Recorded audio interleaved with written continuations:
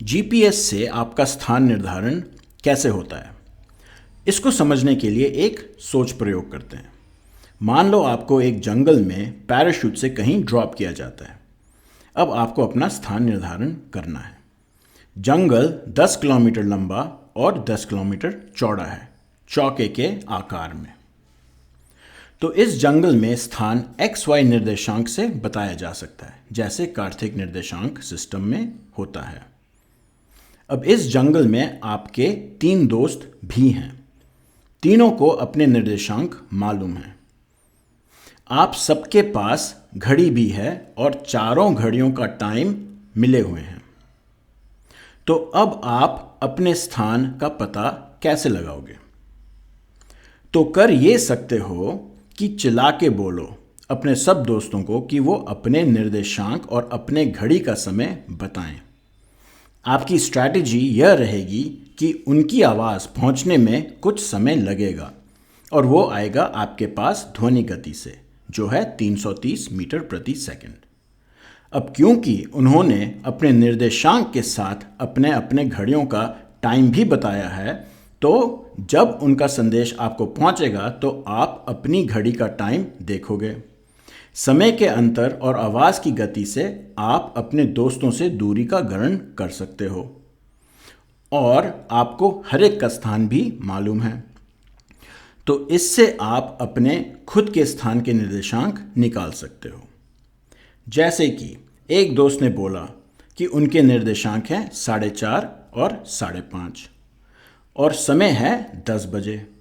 आपको सूचना पहुंचती है 10:09.1 सेकंड पे, यानी 9.1 सेकंड बाद। 9.1 सेकंड में 330 मीटर प्रति सेकंड ध्वनि गति को लेके आपके दोस्त की दूरी निकलती है 330 गुणी 9.1 यानी 3 किलोमीटर की।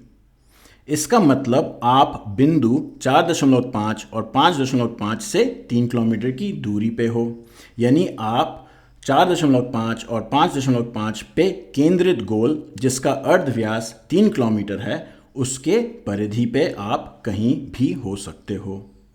इसी तरह से आप बाकी 2 दोस्तों की सूचना से ग्राफ पे इस तरह के गोल या आर्क्स खींच सकते हो। जहां इन तीनों लकीरों का या आर्क्स का प्रतिच्छेदन होगा, जहां ये इंटरसेक्ट करेंगे, वहीं आपका स्थान होगा। ग्राफीय तरीके के बजाय स्थान का गणन अलजेब्रा या बीजगणित समीकरणों द्वारा भी हो सकता है। तो जीपीएस भी इसी सिद्धांत से आपके स्थान का पता कर लेता है। जिसको अपना पता लगाना है वो हो जाता है जीपीएस रिसीवर और सहायक दोस्त हो जाते हैं जीपीएस सैटेलाइट्स। क्योंकि हमारा उदाहरण द्विआयामी या 2 डायमेंशनल था, तो 3 दोस्त से काम चल गया। त्रिआयामी या 3 डायमेंशनल स्पेस में, जैसे हमारा भूगोल है, यहाँ 4 दोस्तों की ज़रूरत है। मतलब कि जीपीएस को 4 सैटेलाइट्स की आवश्यकता पड़ती है आपके स्थान पता लगाने में। सारे जीपीएस उपग्रहों के घड़ियां मिली होती हैं और वही समय आपके जीपीएस रिसीवर में भी होता है। जीपीएस उपग्रह अपने निर्देशांक और समय की सूचना भेजते रहते हैं, जो आपका जीपीएस रिसीवर सुनता रहता है। समय अंतर से वो अपने और सैटेलाइटों के बीच के दूरी का गणन करता है।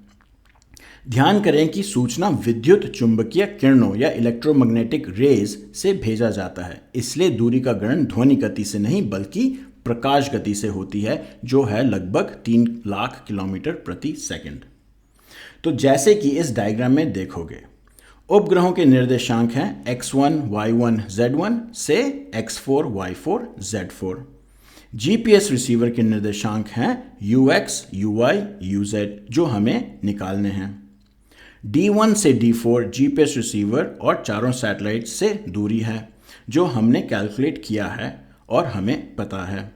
तो इस तरह हमारे 4 समीकरण बनते हैं, जिससे जीपीएस का सॉफ्टवेयर ux, uy, uz का हल कर देता है। इसका मतलब ये भी हुआ कि जीपीएस को चलने के लिए हर एक वक्त उसकी नज़र में कम से कम 4 जीपीएस उपग्रह होने चाहिए।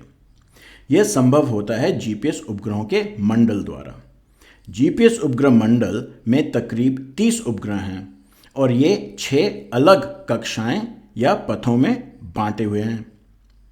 हर एक जीपीएस कक्षा में कम से कम 4 उपग्रह होते हैं।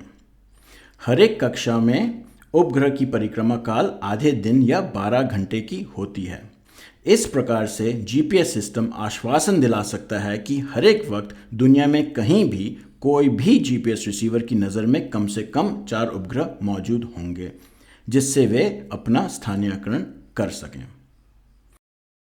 और गहराई और विस्तार में जानने के लिए देखिए यूट्यूब चैनल इसरो करता क्या है, जहां आपको रॉकेटरी और अंतरिक्ष विज्ञान की खूब जानकारी मिलेगी। लिंक नीचे डिस्क्रिप्शन में मिल जाएगा। और please like, share, subscribe, comment करें। बल बुद्धि विद्या देहु मोहि, हरू कलेश विकार। जय बजरंग बली।